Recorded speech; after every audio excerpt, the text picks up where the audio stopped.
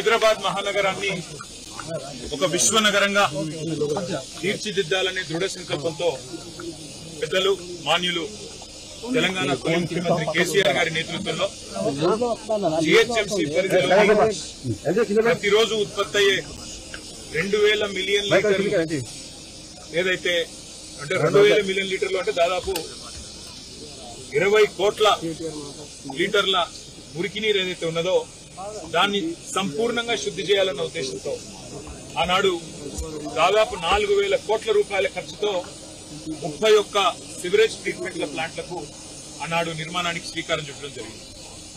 ఆ 31 sewerage treatment ప్లాంట్ల నిర్మాణం పూర్తి చేసి భారతదేశంలోనే ఏకైక నగరం 100% సివరేజ్ ట్రీట్ చేసే ఏకైక నగరంగా హైదరాబాద్ ని మార్చాలనే ఒక బృహత్తర సంకల్పంతో పెద్దలు కేసీఆర్ గారి ఆశీర్వాదంతో ఈ కార్యక్రమాన్ని తీసుకోవడం జరిగింది. ఇవాళ చాలా సంతోషంగా ఉంది.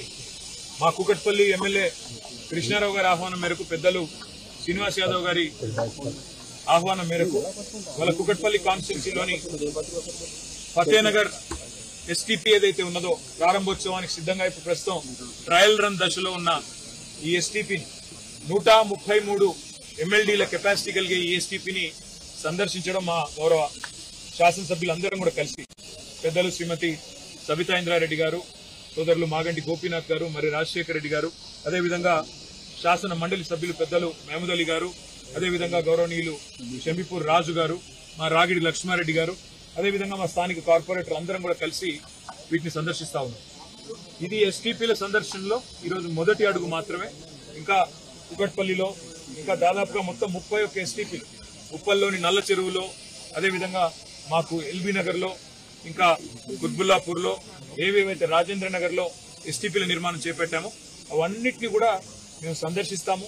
ఏ రకంగా కేసీఆర్ ప్రభుత్వం హైదరాబాద్ మహానగరంలో జీహెచ్ఎంసీ పరిధిలో మరి 100% శుద్ధి చేసిన మురికి నీరును ప్రజలకు అందించాలని తపన పడ్డదో మళ్ళీ గుర్తు చేస్తాం.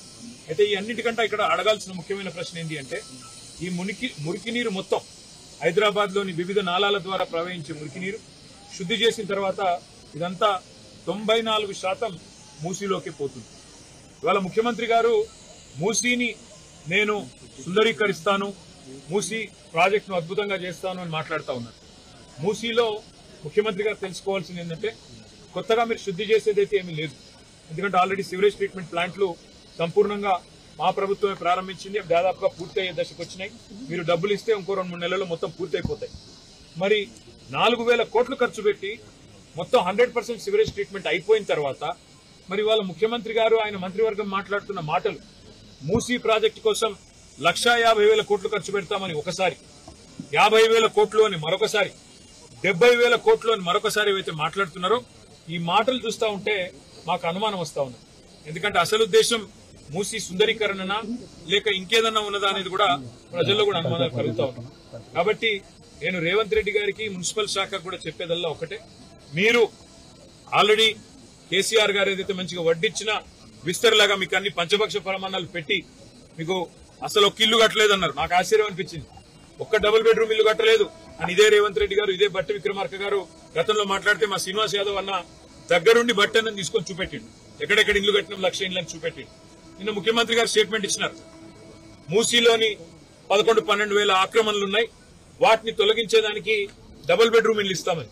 మరి మేము కట్టని మాట నిజమే అయితే ముఖ్యమంత్రి గారు ఇప్పుడు ఎక్కడికి వెళ్ళి ఇస్తున్నావు? మరి అంటే ఇప్పటిదాకా మీరు చెప్పినవన్నీ అబద్దాలు. ఈ రోజు మళ్ళొక్కసారి మీకు ఒప్పుకోక తప్పట్లేదు. కేసీఆర్ గారు చేసిన పని, మా అక్క నేతృత్వంలో, సబితా గారి నేతృత్వంలో 14,000 ఎకరాలు మేము హైదరాబాద్ ఫార్మా సిటీకి సేకరిస్తే ఇవాళ ఫార్మా సిటీ రద్దని, ఫ్యూచర్ సిటీ అని, ఇంకోటని ఇవాళ రకరకాల డ్రామాలు అక్కడ. ఇక్కడ హైదరాబాద్ లో ఆల్రెడీ మొత్తం మూసీకి సంబంధించిన మురికి నీరంతా శుద్ధి చేసిన తర్వాత మూసీ ప్రక్షాళన పేరిట కొత్త నాటకం.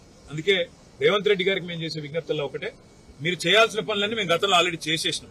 ఇప్పుడు మీరు చేయాల్సిన పని ఏంటంటే, మీరు ఇచ్చిన 6 గ్యారెంటీలు అమలు చేయండి. మీరు చెప్పిన 4,000 పెన్షన్ వెంటనే అందించండి, తులం బంగారం వెంటనే అందించండి, అదేవిధంగా మహిళలకు 2,500 రూపాయలు ఇస్తున్నారు, అది వెంటనే అందించండి, ఇచ్చిన రుణమాఫీ హామీ వెంటనే నెరవేర్చండి. ఇంకో 6 రోజుల్లో సీజన్ అయిపోతుంది వానాకాలం, రైతు భరోసా వెంటనే వారి ఖాతాల్లో ఇవ్వండి. అంతేగాని ఈ పబ్లిసిటీ స్టంట్లతోని ఎక్కువ రోజులు మీరు మాయ చేయలేరు. హైదరాబాద్ ప్రజలకు స్పష్టంగా తెలుసు, మేము చేసిన పని. ఇక్కడ బాగు చేసిన శ్మశాన వాటికలు, ఇక్కడ బాగు చేసిన మురికి నీరు, ఇక్కడ కట్టిన కమ్యూనిటీ హాల్స్, ఇక్కడ కట్టిన లైబ్రరీలు, ఇక్కడ వేసిన లింక్ రోడ్లు, ఇక్కడ కట్టిన ఫ్లైఓవర్లు, అండర్ పాస్లు, పార్కులు ఒకటి కాదు. ఇవన్నీ చూసి వారు మన ఎమ్మెల్యే గారు గుర్తు చేస్తా ఉన్నారు. ఒక ఈ ఫతేనగర్ ఎస్టీపీకే 300 కోట్ల పైసలు రూపాయలు మీకు ఖర్చు పెట్టారు. అక్కడ అదేవిధంగా ఇక్కడ ఫతేనగర్ బ్రిడ్జికి కూడా 60 కోట్లు మంజూరు చేశారు. కానీ డబ్బులు ఇస్తే కూడా ఇప్పుడు విడుదల చేయకుండా సాగుతున్న పనులను కూడా ఇవాళ ఆపే ప్రయత్నంలో మీరున్నారు. అందుకే రేవంత్ రెడ్డి గారికి విజ్ఞప్తి చేసేది, గిమ్మిక్కులతో కాలం వెలదీయకుండా గత ప్రభుత్వం చేసిన మంచిని మంచిగా ప్రజలు గుర్తిస్తారు, గుర్తిస్తూనే ఉంటారు. మేము ఇవాళ ఒక ఎస్టీపీని సందర్శిస్తున్నాము. మొత్తం మిగతా నగరంలోని అన్ని ఎస్టీపీలు కూడా మా శాసనసభ్యుల బృందం తిరుగుతుంది, ప్రజల దృష్టికి తీసుకొస్తుంది. తప్పకుండా మూసీలో జరుగుతున్న కుంభకోణాన్ని కూడా మేము గమనిస్తా ఉన్నాం. పాకిస్తాన్ కి సంబంధించిన కంపెనీలకు ఇవాళ మీరు కట్టబెట్టే ప్రయత్నం చేస్తా ఉన్నారు. ఇవన్నీ కూడా ప్రజలు కూడా గమనిస్తా ఉన్నారు. తప్పకుండా అన్ని విషయాలు కూడా భవిష్యత్తులో ప్రజల దృష్టికి తీసుకొస్తాం. ఇవాళ సహకరించిన హెచ్ఎండబ్ల్యూఎస్ అధికారులకు, సకాలంలోనే పూర్తి చేసిన మరి ఇక్కడ పనిచేసిన కాంట్రాక్ట్ సంస్థకు కూడా నేను అభినందనలు తెలియజేస్తా ఉన్నా. ఈ నిర్మాణంలో పనిచేసిన కూలీలకి, ఇంజనీర్లకు కూడా హృదయపూర్వకంగా మాజీ మున్సిపల్ శాఖ మంత్రిగా వారికి కూడా నా హృదయపూర్వకమైన ధన్యవాదాలు నేను తెలియజేస్తాను. హైదరాబాద్ ద్వారా చాలా మంది నిర్వాసితులు అవుతున్న పరిస్థితి, బాధితులు పెరుగుతూ ఉన్నారు. నిన్ననే మా పెద్దలు కూడా కొంతమంది శాసనసభ్యులు కూడా ఇదే మాట అడిగారు. మేము తొందరలోనే అందరం సిటీ శాసనసభ్యులు అందరం కూర్చొని ఎందుకంటే వాళ్ళ పెద్దలకు ఒక న్యాయం, పేదలకు ఒక న్యాయం అన్నట్టు మంత్రులు, ఎమ్మెల్యేలు, ముఖ్యమంత్రి గారి అన్నలు, తమ్ముళ్లు వాళ్ళనేమో ప్రభుత్వం ముట్టుకోవట్లేదు. పేదవాడు, నోరు లేని వాడిని మాత్రం తీసవతల పాడేస్తా ఉన్నారు, బుల్డోజర్ కింద నలిపేస్తా ఉన్నారు. కాబట్టి మేము నగర శాసనసభ్యులందరం కూడా పెద్దలు కేసీఆర్ గారి ఆదేశం మీరు కూర్చుంటున్నాము.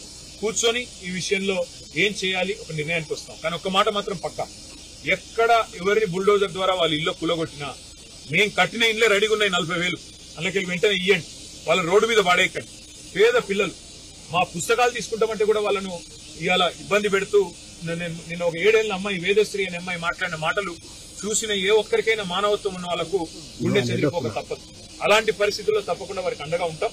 కానీ నగర శాసనసభ్యులందరం కూర్చొని మేము ఏం చేయాలో ఆలోచించుకొని మా ప్రణాళిక